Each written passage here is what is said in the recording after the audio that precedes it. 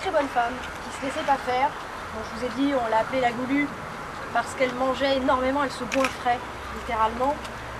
C'est une époque où on aime les femmes en chair, cette époque-là. Et elle picole pas mal, elle picole même énormément. Elle provoque tout le monde. C'est une assez jolie femme pour les canons de l'époque. Elle plaît à tout le monde et puis c'est surtout qu'elle parle à tout le monde. Elle n'a pas peur d'accoster les bourgeois, le petit ouvrier. Elle s'en fout, elle y va, elle est elle-même. Et quand elle arrive à Paris, alors elle fait différents petits boulots. Elle est lavandière, elle est aussi ce qu'on appelle bouquetière, elle est prostituée aussi. Elle dira que non, mais il y a très peu d'écrits sur la vie de la Goulue.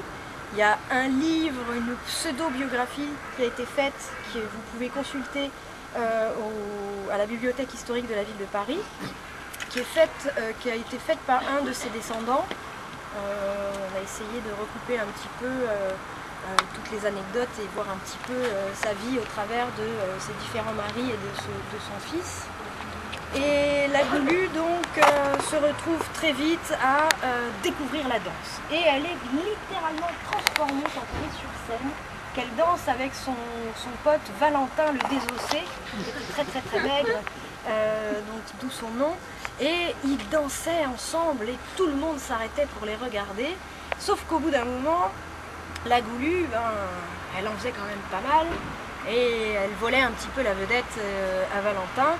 Donc lui il faisait ça, c'était un négociant en vin, Valentin le Désossé. Il dansait pour son plaisir, mais au bout d'un moment il y trouvait justement plus de plaisir et il s'engueulait un petit peu, donc il a arrêté de danser et puis elle très vite est devenue la vedette. C'est la première vedette à avoir inauguré l'Olympia en 1893.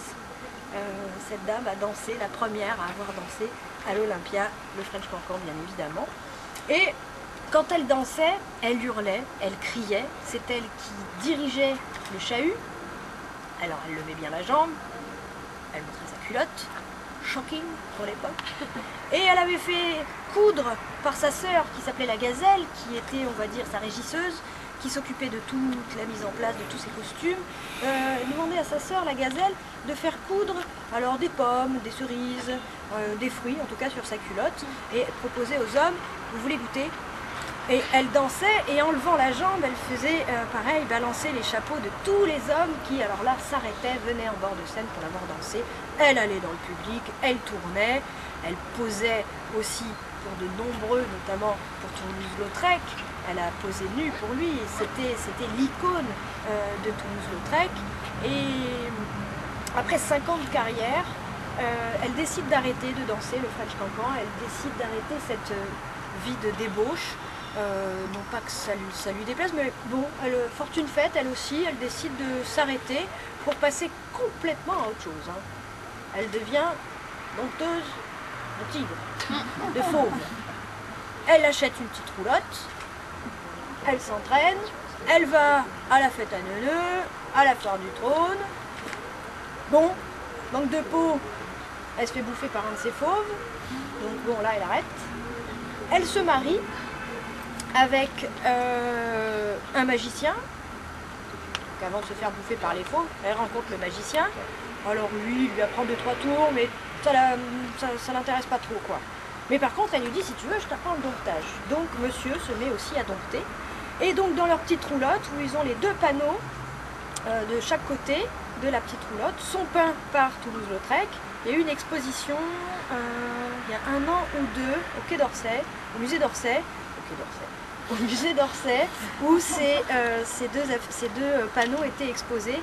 Et c'est assez émouvant d'avoir ça devant soi, parce qu'il y a très peu de choses de la Goulue aujourd'hui qui ont une petite vidéo sur internet qui est très triste, qui dure 1 minute, où on voit la Goulue sur la fin de sa vie dans sa roulotte, bien en chair, en train de montrer des pas de French Cancan.